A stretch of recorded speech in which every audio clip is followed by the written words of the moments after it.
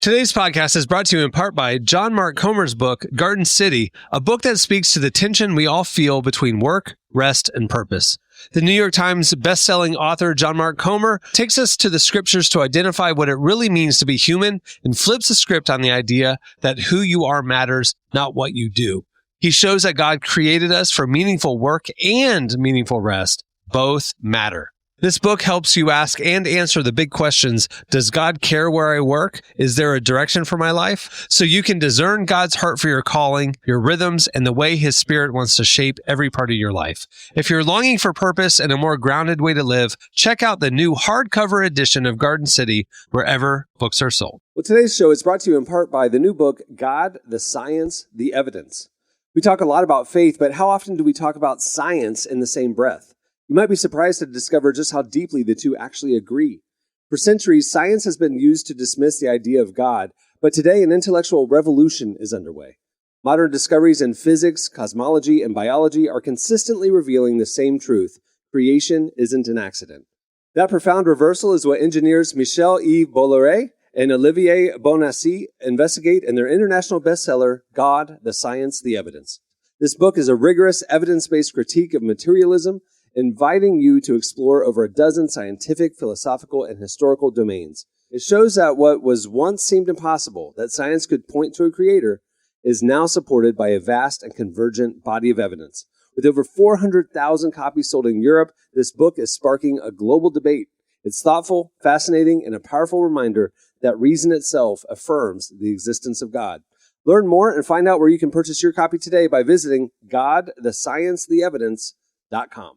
Today's podcast is brought to you in part by Erwin McManus's book, The Barbarian Way. Some books don't just inspire you, they confront you. The Barbarian Way, now celebrating its 20th anniversary, is one of those books. If you felt the pull of God towards something deeper and wilder than the safe, predictable version of faith that we settle for, McManus reminds us that following Jesus was never meant to be tame. It's meant to awaken courage, passion, and purpose God placed inside us. He draws from the wild stories of Abel, Noah, Moses, Rahab, and others to remind us that following God wasn't meant to be tame. Safe faith isn't working. Step into the story God is writing for you. Choose passion, choose boldness, choose the Barbarian Way.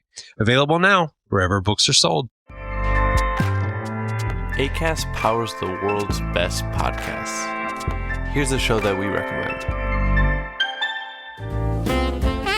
Hello, everyone. I'm Danny Pellegrino. I'm Jenna Brister. And we are back for season 4 of a very merry iconic podcast, where the two of us recap all the holiday movies we love and some that we don't love so much. Yes, thank you so much for tuning in. 'Tis the season. That's right. We're covering some classics this year. We are recapping the entire Santa Claus trilogy. We're going to be diving into a Halloween movie this year. Yes, Hocus Pocus 2. That's right, the sequel. We also have I'll Be Home for Christmas, starring Jonathan Taylor Thomas. So we are leaning into the home improvement of it all. And if you want to follow along, you can go to Instagram. It's at A Very Merry Iconic Podcast on Instagram. And be sure to listen, subscribe, tell a friend. Have a very merry, iconic day. Acast helps creators launch, grow, and monetize their podcasts everywhere. Acast.com.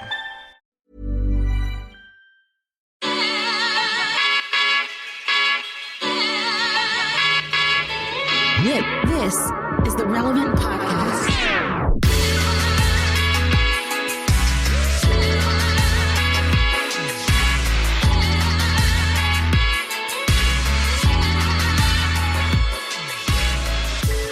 It's Tuesday, March 1st, 2022. And it's the Relevant Podcast. Here in Orlando, I'm your host, Cameron Strang, and joining me from Loverland, Virginia, it's Jesse Carey. Hello, hello. From Austin, Texas, author, speaker, podcaster, Jamie Ivey. Hey, guys. And sitting in once again, Derek is still unable to record. His studio is being rebuilt. So joining us once again, Relevant team member from San Diego, California, Gabrielle Griffin. Hey, Gabs. Hi, guys. You did so good last time. We wanted to have you back. You did so great. Great, thanks. Gabs, was it just a huge rush? It was. When adrenaline was pumping. I'm sitting here at my desk ready to run. She was just running on adrenaline, and then like once we stopped recording, it was just like, whoa, what just happened? Yeah, she just just blocked blur. out the whole time. Yeah. Yeah. Jesse, I'm telling you, I spent the entire weekend in a deep dive trying to figure out your Giants theory from last show. I know we don't reference show to show, but I mean, we could do a whole episode. We could do a whole episode just on that. If you guys would like, Clark, I think we should devote the month of March. There's more. The month of March to Jesse's giant theories, because we need to get some experts on here. Let's get Jane Goodall on the phone. I would love just relevant in general to do. I mean, I know in the past they've done. We came off like a wellness month or not a month, but a stretch of like wellness stuff, or we've done like relationship months. Why not Giants Month? Okay, just stick with me. First of all, we had sponsors for those months that wanted to propel that type of content, thoughtful content. I don't know who would fund Giants Month. Is Big and Tall store still a thing? We could hit up them. Maybe like see if Joseph A. Banks, if even just the Big and Tall section of Joseph A. Banks. Oh my gosh! I'm sure Big and Tall stores are going to sponsor. Is there like our an Giants orthopedic? Month? Is there an orthopedic shoe company that might want to be part of it? I don't want to write it off quite yet. We'll tell the ad team. We'll tell the sales team. Look into it. I think, Costco seems to sell food in tremendous portions. If anyone's going to corner the market on if giant you're going to feed a appetites, giant, you got to shop at Costco. Yeah. There you go. Yeah. So, maybe the New York Giants, they're not doing so hot. Right. It seems like they could use a little good publicity. Why not get them on board? I'm just saying, I don't know if the sales team's trying hard enough is the problem. I think the market demand's pretty clear on the Giant front. There's a demand there. It's a matter of why are the New York Giants named Giants? Is it because it's ancient land of giants? They lived in the Northeast? And there's the San Francisco Giants too. San Francisco Giants, yeah. Oh yeah, the San Francisco Giants. Maybe Giants is just like, you're playing against the Giants. That's scary, so here come the Giants. Well, it could be the San Francisco Philistines, I mean, that wasn't too frightening. They probably ran that through some marketing and landed back on the Giants. Doesn't roll off the tongue the same way, doesn't really, Well, we have a great show in store for you today. Coming up later, we talk to professor and author Kristin Du Mez. She is, you probably know her from her book, got a lot of conversation, still getting a lot of conversation around it, Jesus and John Wayne. And she's going to join us today. Also, we have slices coming up. And at the end of the show, we have your feedback. But before we get going, Jesse, I know you have strong thoughts about the Winter Olympics. And since they are now a couple of weeks in the rearview mirror, what is your takeaway? We're in March now. We have moved on. We're in springtime. March Madness is coming up. Yeah, the lame sports are over. The good sports are here. Jesse, what is your postmortem about the winter sports, finally ending? Yeah, I mean, I think, we talked extensively about all the things wrong with the Olympics in recent weeks. But I want to, I think we can redeem just the idea of the Winter Olympics by just freshening up some of the competition, because I ran across a video of something called ski ballet the other day. Okay, it is ballet on skis. And now in your mind, you're thinking, well, that sounds super lame. Like, skiing isn't all that exciting. Neither is ballet. But this event is unlike anything I've ever seen. Okay. Imagine someone on skis trying to be elegant. One, they're moving at a very slow speed. Like, they're not like skiing down a hill doing ballet. They're just kind of jumping around on cross skis. Country style, or like, is it flat? Just jumping around. It's a flat area. Just imagine someone on skis just kind of pushing around. They're not really going anywhere. Just in circles. They're like standing up on their poles, spinning their feet like a helicopter. It's unbelievable. I just think we need to just start getting more creative and just combining sports into one awesome thing. You know what I mean? Like ski, ballet. It's like that one, the one where they ski and shoot a gun. There's no need to combine those things, but I'm going to watch if they do. Well, if you had to hunt in Norway or Alaska, you need to know how to ski and shoot. I mean, it's a skill. It's a skill. It's a survival skill. But you're saying what you want to do is a fishbowl of sports on individual pieces of paper, and people have to just grab two and combine them and then make Correct. it an event. Oh, that's a fun party Interesting. game Absolutely. right there. I think we need to freshen this whole thing up. Like I said, it's like, oh, I got basketball, speed skating. All right, don't know how that's going to work, but let's try it. Like, it can't be any worse or more boring than what I'm watching now. I'm just throwing it out there to the IOC. I think they need to buy back some goodwill. Let's get a little weird with next year. That's all I'm saying. It's just a minor suggestion from someone who stumbled on an awesome video. I'm going to send it around to the team if I can find it. Well, I looked up some images on this ski ballet, and every image I'm finding looks very like 1970s, 1980s. Is this this is a thing right now that people are doing? No, this has been long discontinued. And you're saying bring it back. This is from the era where like ski movies were just a common thing. Like once a year, a new like raunchy ski comedy would come out where it's just like, the resort is about to get taken over by some big investor and they're going to lose its kind of hippie freewheel and spirit and go commercial. And the rebel skiers, those movies that used to come out in the 80s. It's from that era, ski ballet. It was kind of the glory day. But, I think this is something that we can bring back and introduce the world just to something just wholesome and fun. What are some other sports that should be combined, Jesse? Oh, gosh. I mean, I think I would like to see some combination of gymnastics and bowling. I think would be a lot of fun. That sounds violent. Precisely. What are they doing? Like they're flipping with the ball, and then at the end of the flip, like they're just flinging it toward the pins. Like, or the gymnast is the ball, or the gymnast is the bowling ball. They have to figure out how to slide down the thing. Okay. Maybe do a trick halfway. I don't know. That's what I'm saying. It lends itself to a lot of creativity. I like it. Maybe that should be the question of the week this week. What sports should be combined? I like it. Okay. All right. Well, that'll do it for Jesse's winter sports thoughts. Stay tuned. Up next, it's Slices.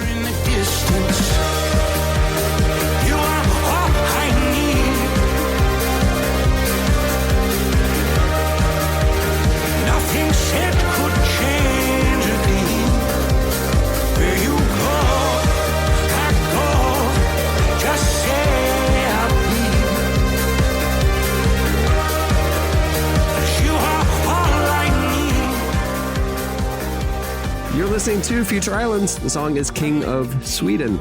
Speaking of winter sports. Well, today's show is brought to you by UHSM. Healthcare costs have been growing year after year and can lead to a lot of confusion. Thankfully, UHSM offers great and affordable health for everyone. Unite Health Share Ministries is a Christian health sharing ministry that puts your health above anything else.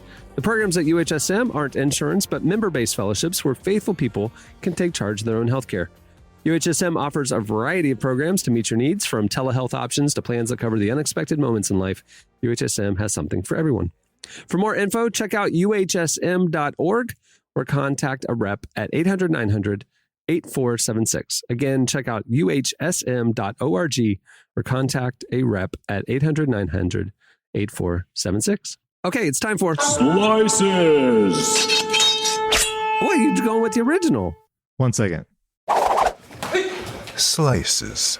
See, There's that one too. I like the original. Like, the original has an authority and an oomph to it.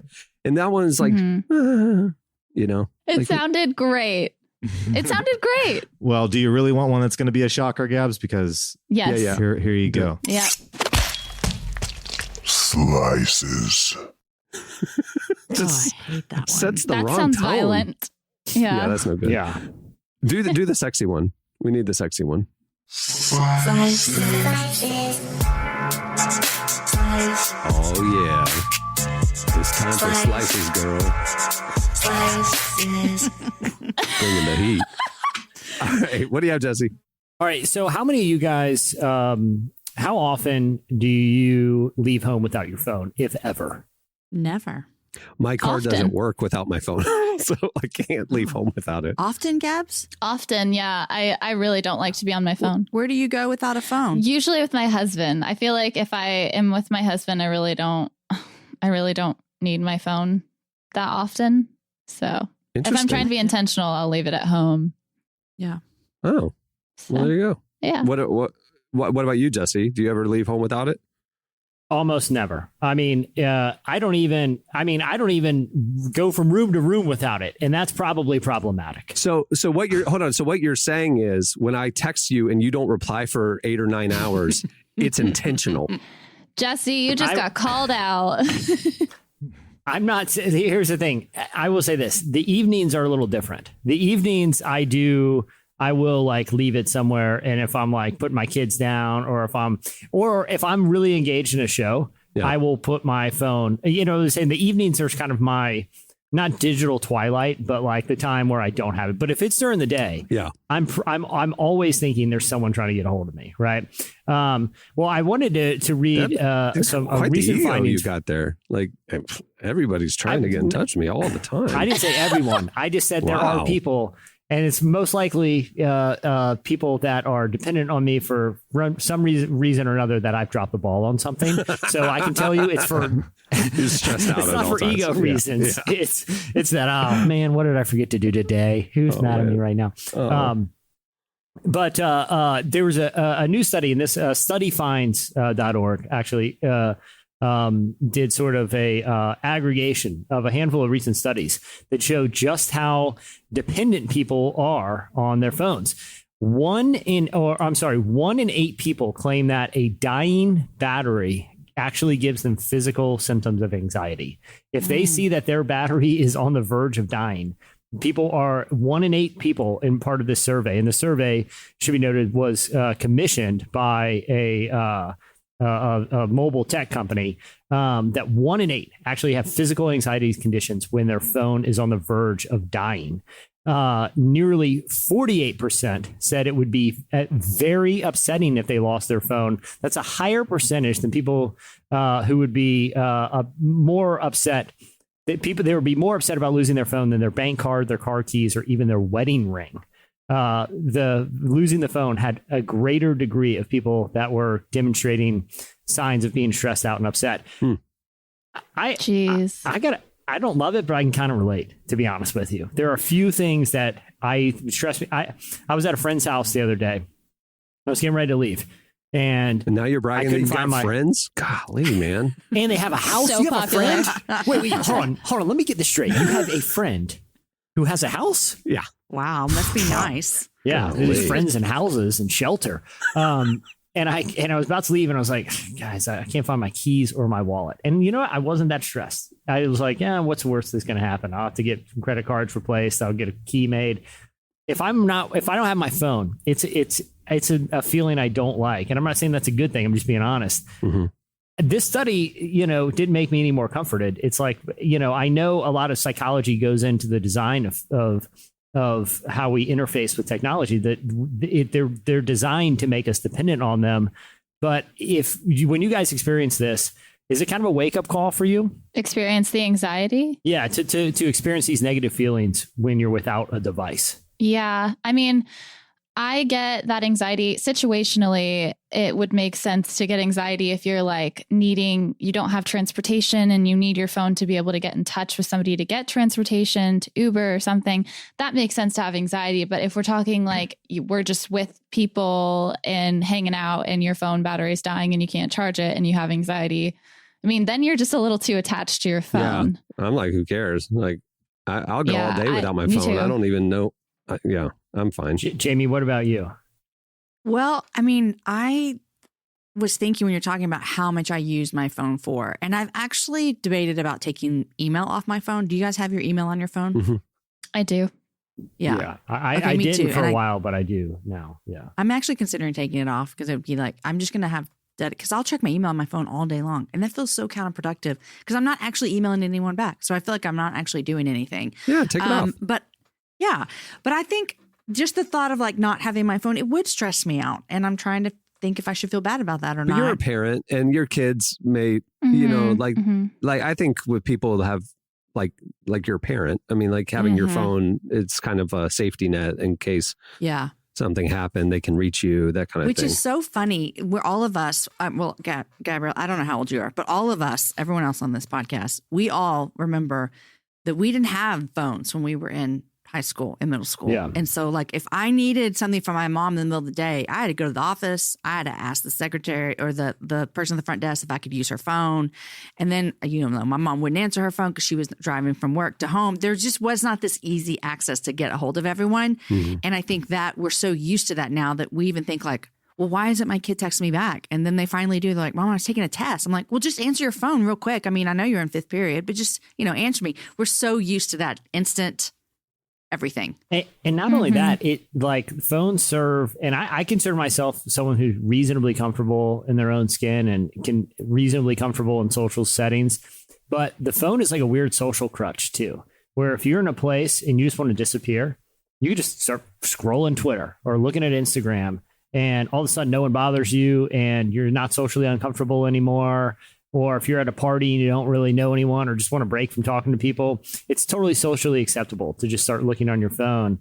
But I don't really know if that's a good impulse. Like, if you're waiting in line at the grocery store, it's just no one's just standing there, right? Like just being present. Everyone is taking themselves out of the moment.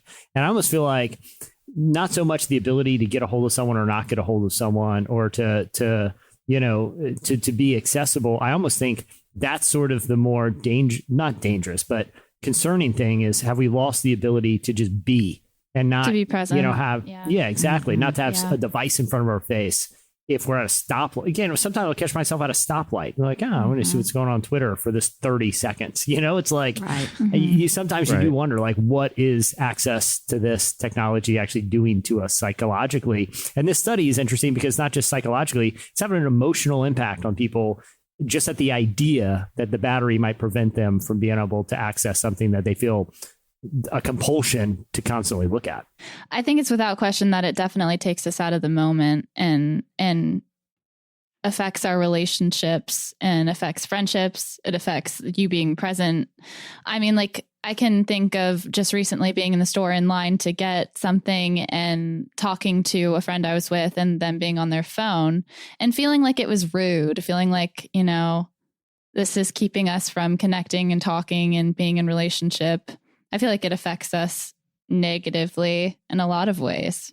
I don't know. I can't find a positive there. I'm on screens all day long. And so like, and I'm aware too of my own tendency to like, I go all in on something. Like I'll go like too far and like, frankly, like too much of anything can make you an addict. And so like, I'm aware of that with tech.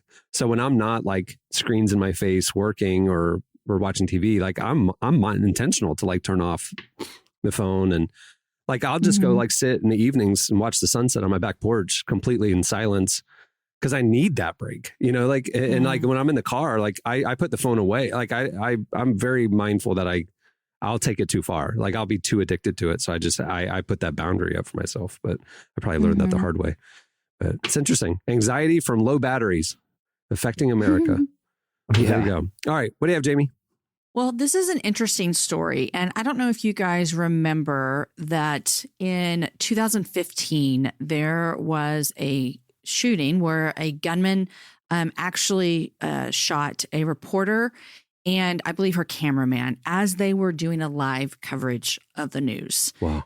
And do y'all remember this? I didn't remember this happening until I read about it. Okay, so this happened in 2015. Was it like a drive-by shooting? No, it was a disgruntled employee. No. Oh, wow.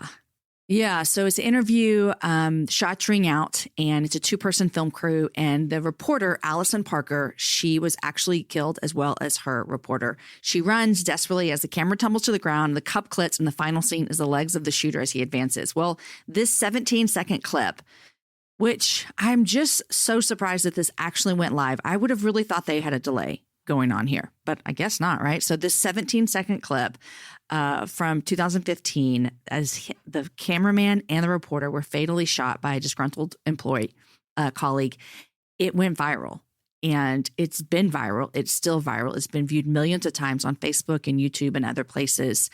And the woman who was murdered, her father, Andy, has been on a mission to have this clip removed from the internet. But if you can imagine, removing something from the internet feels impossible, especially something that's been shared millions and millions and millions of times. And honestly, until I read this, I would have never imagined what it would feel like for you to know that someone that you loved had something so tragic happen to them and that people were watching it kind of flippantly all over the internet. I mean, that has to be heartbreaking, right? So her dad's on a mission, and y'all know I do not understand this, but here's what he's doing. He's transformed the clip of the killings into an NFT, and he's trying to bid it to own it so that no one else can use it. We've talked about NFTs before. I don't quite understand, but from my understanding, you guys will correct me. He will own that clip. He will have it copyrighted. And then anyone that uses it, he can actually sue them. Am I correct? That's not how NFTs work. It's not. I saw this news, and there's two perspectives on the legal side of this. And there are some legal experts saying, yeah, this is a theory. He should try this. But 99%, that's not how copyright law works. But that's not what an NFT is. An NFT is like he's buying an individual clip, like that one clip. And it's which just maybe he wants in to buy the individual, but he didn't buy all the facsimiles of that clip. He didn't, like, it's like if I have an image, an NFT, it's an image, I can screenshot that image. It's not, you own that one, but I own a facsimile of it or an image, a picture of it. You know what I mean? So I took a picture of your picture and just, you own your picture. That's great. But it's on the blockchain. It's a totally different thing than other clips on other websites. It's a nice attempt, but it's not how NFTs work. He's very clearly, he says that this is his Hail Mary. It's like his last resort. And we've seen this happen before with families of shooting victims from Sandy Hook. There was a man, Lenny, whose son Noah, who was killed in the shooting in 2012. And he's filed hundreds of copyright claims to get pictures of his son taken down from websites that are spreading conspiracy theories about that shooting. And so I think my understanding of this whole thing is that these are parents who are saying you are profiting, whether that is maybe not even by money, but just by like profiting by enjoyment of watching my child be murdered. And I can't stand for this anymore. And so he's doing whatever he can to get it taken down. The copyright thing is different than the NFT thing. And that's true. Like if I am the creator of an image and you've stolen my image and you put it on your website, copyright law, I'm coming after you to yank it with monetary, but NFT ownership is different than copyright. So he would have to go to like the station, purchase the footage, become the owner of the copyright of that footage. And then he can get a legal team going after any website that's streaming the footage that he owns. That is absolutely true, but that's totally separate from NFTs. Copyrights and NFTs are two totally different laws. But anyway. Yeah. And I think too, beyond just like this particular case, I think it also kind of raises, to me, even more. I've been long skeptical of not just NFTs, but a lot of crypto related, sort of developments and technology, in terms of, I'm not skeptical of the technology itself. I understand, sort of blockchain and, how it functions, but I'm skeptical about the applications people are finding for them. Right. Because I think, in a case like this, it's like, this isn't going to provide this individual with what he's looking for, which is the ability to own a piece of footage in order to prevent it from being spread. All it does is give him a literal digital token that says that he has a copy that no one else has, but it doesn't preclude anyone from making a copy. And, it's like, then it just opens up a bigger conversation. Well, if that's all NFTs are, then what's the point beyond just verifying that your digital copy is a different one than someone else has? If it gives you no sense of like ownership, then what's even the point?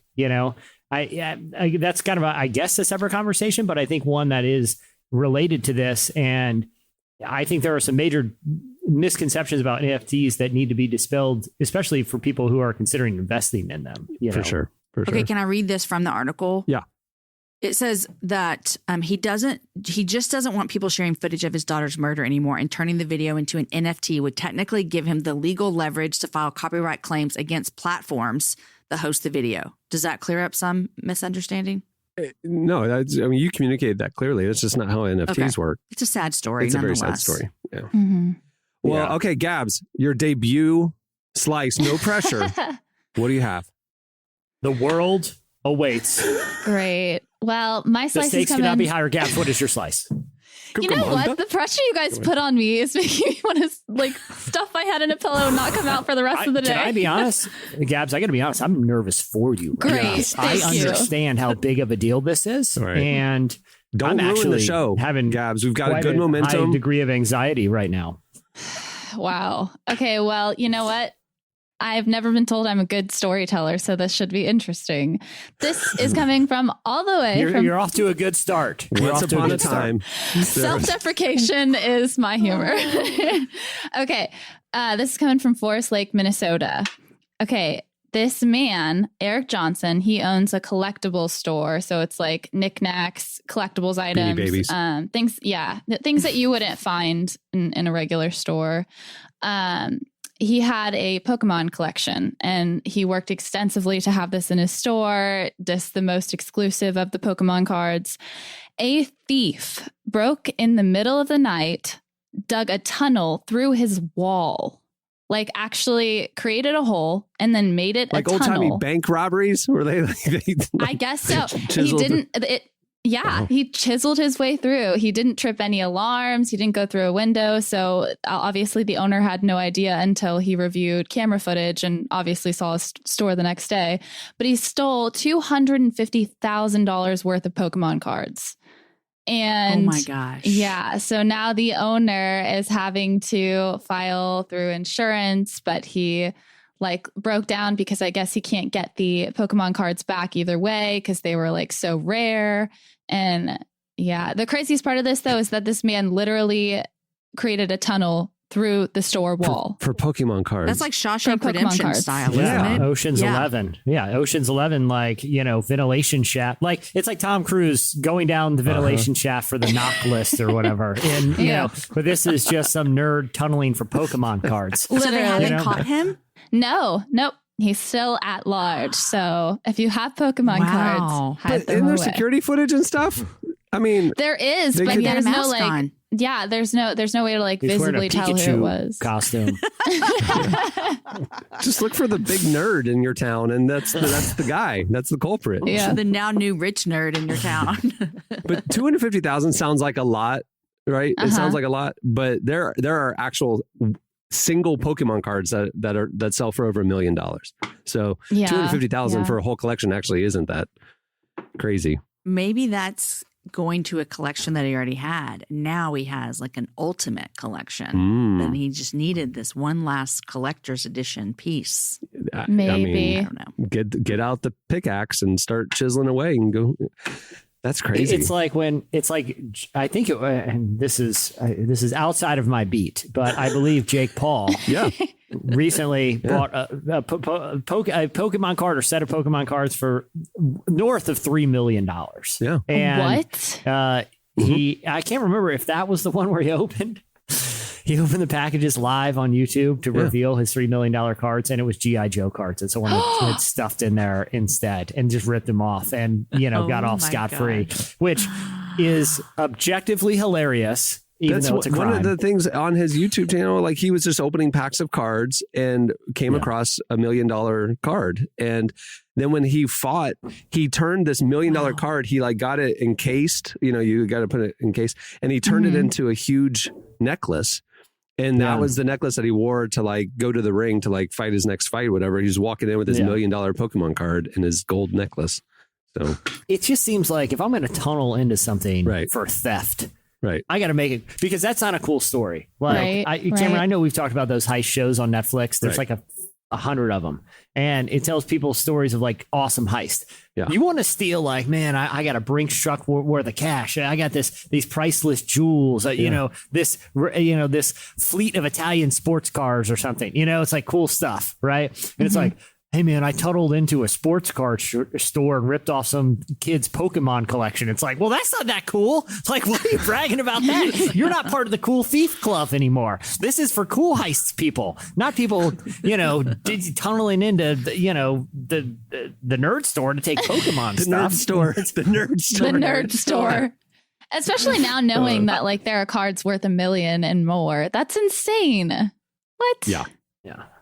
But it's like anything, though. It's like Beanie Babies. It's whatever. It's it's not that there's any intrinsic value to that card. It's just rarity and then supply and demand. And then if it's worth what somebody will pay for it, but will they be willing to pay that 5 years from now when it's out of fashion? Probably not. It's not a good place to put your money. So well, I've invested heavily. And I have a Roth IRA and a lot of Pokemon. And, I'm just hoping they can weather this economy. I know inflation's crazy right now, but the Pokemon market is the most stable commodity we have right now. And that's concerning to me, but it is what it is. Wait, it's stable digging through a wall to get Pokemon cards? Yeah.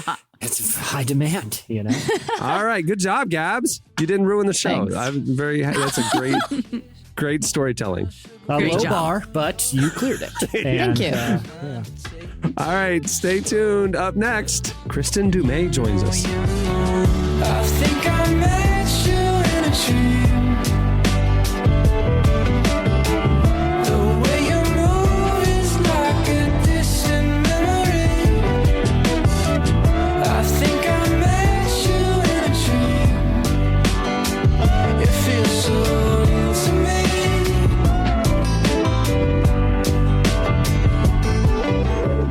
Another place, another time. You're listening to Coin. The song is I Think I Met You in a Dream.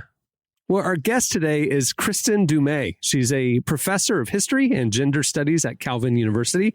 She's also a best-selling author, including her most recent book, Jesus and John Wayne, How White Evangelicals Corrupted a Faith and Fractured a Nation. Du Mez sat down with our very own Tyler Huckabee to discuss her latest book and the challenges of tackling patriarchy and misogyny in American Christianity. It's an important conversation. Here is Kristin Du Mez.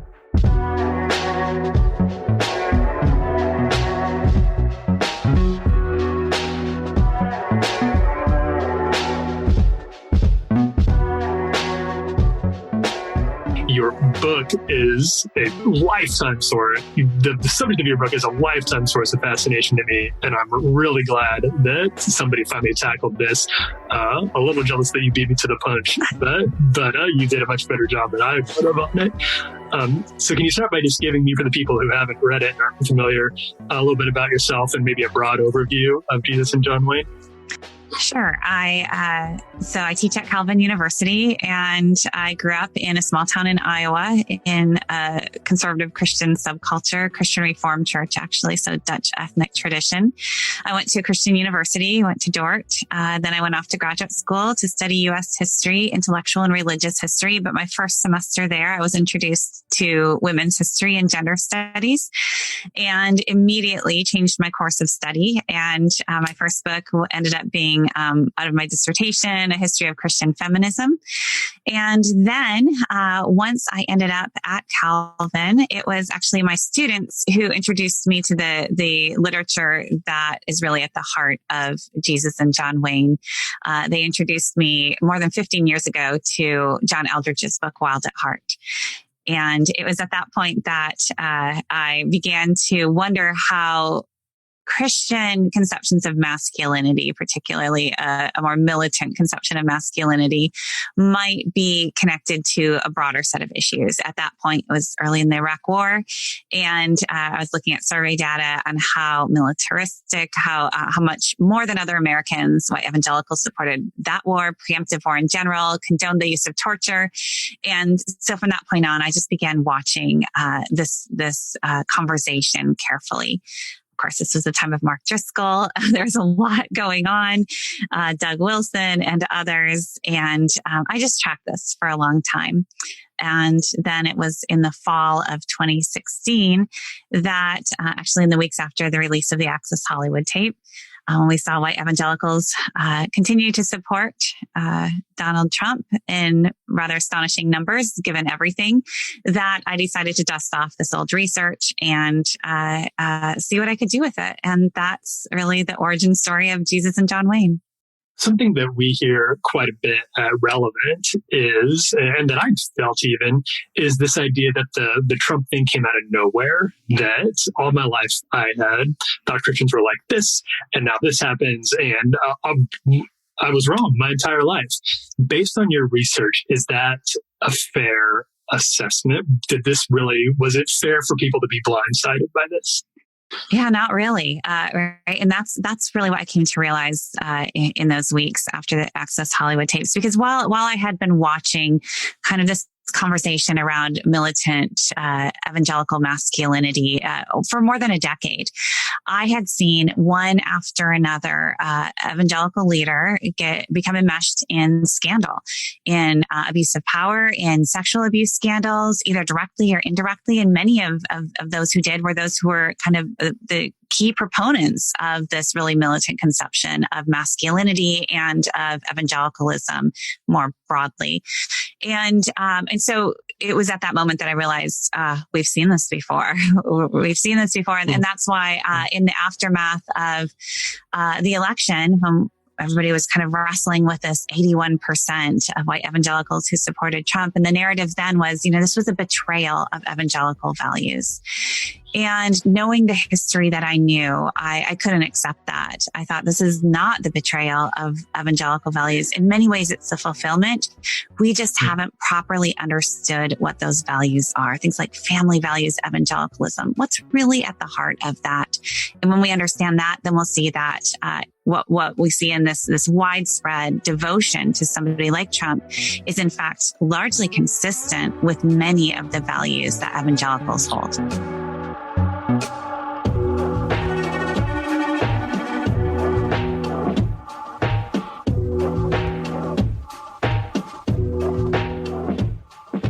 And evangelicalism is a diverse movement, and I'm talking specifically about white evangelicalism. So to clarify that, and then I focus on conservative white evangelicalism. So, the dominant subset. But what I saw in my research were a number of things. A long tradition of this kind of us versus them mentality of, we have the truth, we have God's truth on our side, and you need to be suspicious of outsiders who do not have this truth, who are a threat. Sometimes those outsiders were maybe the church down the road. Sometimes those outsiders were communists or liberals or feminists or secular humanists or radical Muslims, right? There's a lot of, but this us versus them kind of militancy was a long part of conservative evangelicalism, religiously, right, theologically, but also politically. And they go hand in hand. And then looking at conceptions of leadership that were patriarchal. So patriarchal leadership really is at the center of family values conservatism when you look at it historically. And there too, I read the literature, and there's a lot to read about, through the history of evangelicalism. What should men do? What should women do? And to be a man was to be a protector and a provider. And God filled men with testosterone so that they could be aggressive, they could be strong, they could be violent when necessary to protect faith, family, and nation. And this may be a little bit beyond the scope of your research, but I know you're familiar with the question. There's a lot of people who are really heartbroken and who feel like they lost a whole community in this. Are those people, is it a lost cause to try to redeem evangelicalism, reform evangelicalism? That is the question of the hour. And it's a very hard one to answer. The historian in me says this is so deeply embedded. When it came to the end of this book, the end of the manuscript, I was not in a place of hope or good cheer. And so much so my editor, after he finished the manuscript, he wrote me and said, could you give us a little hope in your conclusion? And I really tried. I looked at that. I wrote back to him a couple of days later. I was like, I don't think I can. I've got nothing. I feel the same way you do after reading this. And he's like, okay, I respect that. And then 2 days later, he writes back again. Kristin, just give us something. We can't do this to your readers. So then I gave him the last sentence of the book. What was once done can also be undone. And it just felt really flimsy at the time. But there's truth to that. There's truth that once you know this history, once you see that this was not all God ordained, it was not inevitable, that these were choices made by individuals, often men, for various reasons, often to enhance their own power. And then you can start to say, is this right? Is this where we want to be? Or do we need to undo some of this and place ourselves on a different path? And so I think that there is hope. I actually have much more hope now than I did when I finished this book. And that's because of the response to this book. I have received hundreds and hundreds of letters. I get several a day still from evangelicals themselves saying, this is the story of my life and I am not okay with this, right? And so exactly those people you're talking about, heartbroken people, many of whom I never would have guessed. Some that I know of, powerful leaders, others, many just ordinary folks. But they are looking at, other people in their churches and their families and their communities and saying, what happened? And so there is this deep divide. Can it be reformed? Can it be redeemed? What it will take is a lot of courage for people to speak out and to risk maybe jobs, maybe relationships initially, to risk a sense of comfort and to speak out boldly. But it will also take brutal honesty, right? How many of us, even if we are maybe horrified with where we are now, we also need the honesty to look at how we ourselves might be implicated in this and might have been complicit in this. And if we don't have that honesty, then the chances are we are not going to be able to reform and redeem if we haven't fully grasped what needs to be reformed and redeemed.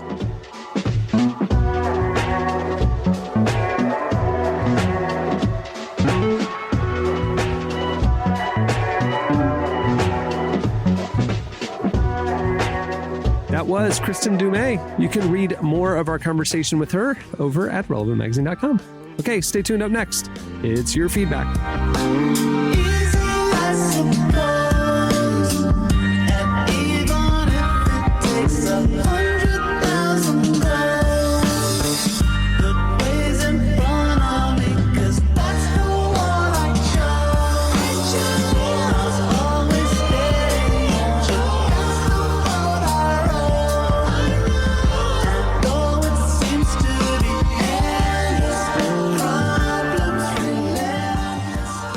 You're listening to Tame Impala. The song is The Boat I Row.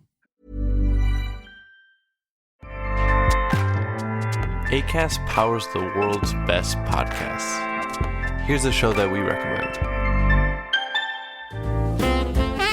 Hello, everyone. I'm Danny Pellegrino. I'm Jenna Brister. And we are back for season 4 of a very Merry Iconic podcast, where the two of us recap all the holiday movies we love and some that we don't love so much. Yes, thank you so much for tuning in. 'Tis the season. That's right. We're covering some classics this year. We are recapping the entire Santa Claus trilogy. We're going to be diving into a Halloween movie this year. Yes, Hocus Pocus 2. That's right, the sequel. We also have I'll Be Home for Christmas starring Jonathan Taylor Thomas. So we are leaning into the home improvement of it all. And if you want to follow along, you can go to Instagram. It's at A Very Merry Iconic Podcast on Instagram. And be sure to listen, subscribe, tell a friend. Have a very merry, iconic day. Acast helps creators launch, grow, and monetize their podcasts everywhere. Acast.com.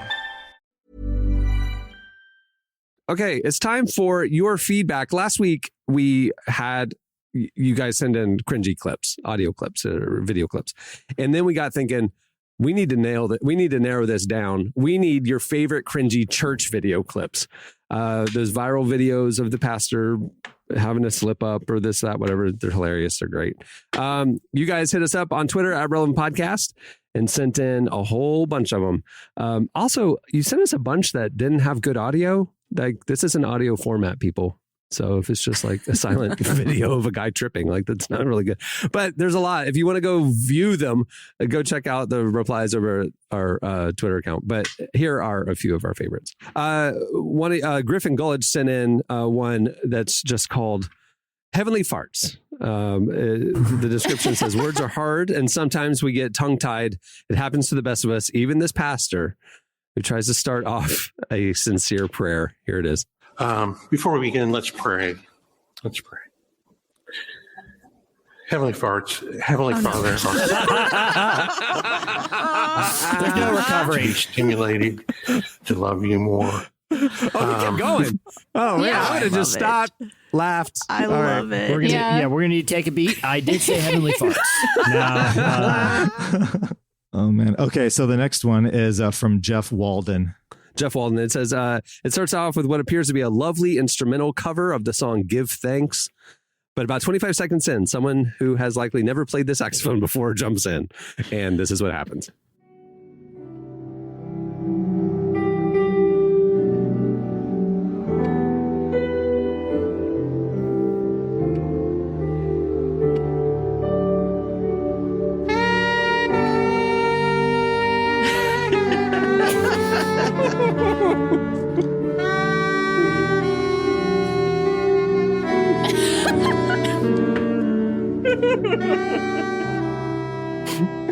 That literally hurts my ears. I mean, can we be honest? They're circling it. Like, I can tell. I'll say this. You can tell what song it was. I can tell what they're going for. I can tell what they're attempting to achieve. You know, the funniest part too is like it was one of those modern church services with like the smoke and the lights, and it looked like legit, and then like that's the saxophonist. Oh, that's great. All right, what's the next one, Clark? All right, so this last one is from Karen Stepko. Karen Stepko. It says Holy Week devotion bloopers. Back in Easter 2020 lockdown, a church made devotional videos for its congregation. Oh, that's nice. We were all trying to find ways to use technology so it makes sense, but that doesn't mean it was easy. A week later, the church released some bloopers to show the behind the scenes technical difficulties. Friends, today we begin by lighting our candle. Not able to light. When they had come near Jerusalem and had reached Bethphage, Can't do that. Bethphage. Jesus said to the crowds and to his disciples, Dad. Are you busy? Apparently not. And we will be continuing our reading where we... reading for Holy Wednesday is quite a bit...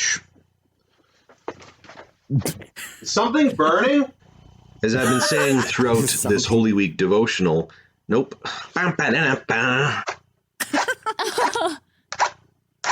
He's back to trying to light his match. Hey, got it. Hey, that's not that funny to me because that's just like literally us recording the podcast. That's I was going to us. say, that's our life. That's behind the scenes of podcasting. Uh-huh. Hey, what was the guy we mentioned last week that he introduced himself and then did that rendition of the church song? What was his name again? Church song? The guy who kicked off this whole, he's like, I'm John. John Dacre. The date, John the online Dacre date guy. Yeah. How do you, what was his last name, Clark? John Dacre, Daker. Dude, you're not going to believe this. Oh. He passed away this week.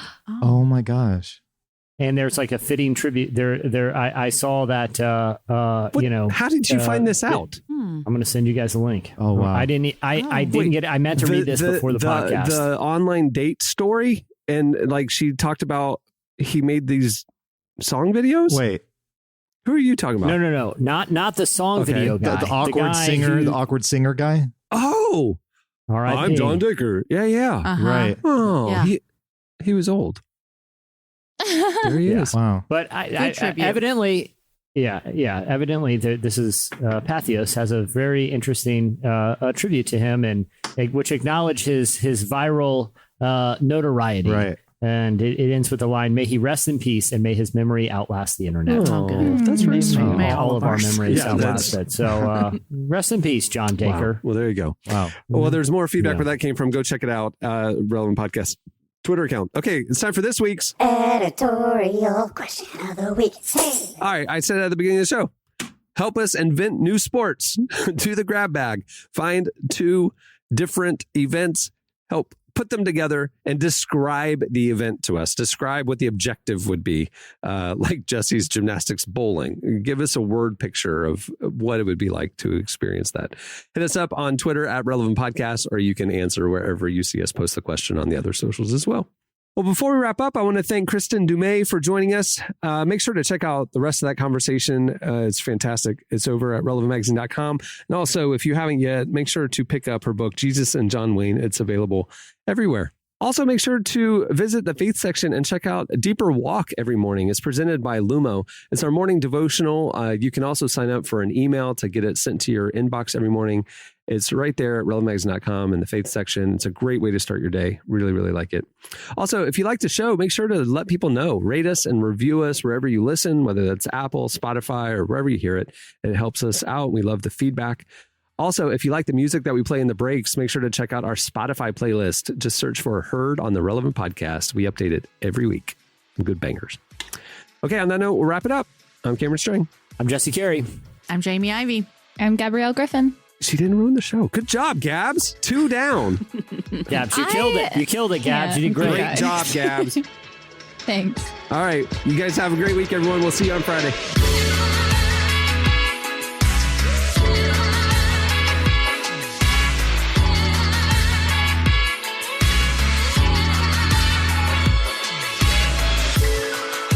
Thanks for listening to the Relevant Podcast. Check out our features, interviews, and news updates every day at relevantmagazine.com. And make sure to follow Relevant on Facebook, Twitter, and Instagram for the latest. For more great podcasts, browse the shows on the Relevant Podcast Network, which you can find at our site. And while you're there, don't miss the all-new era of Relevant Magazine. A new issue releases every other month at relevantmagazine.com.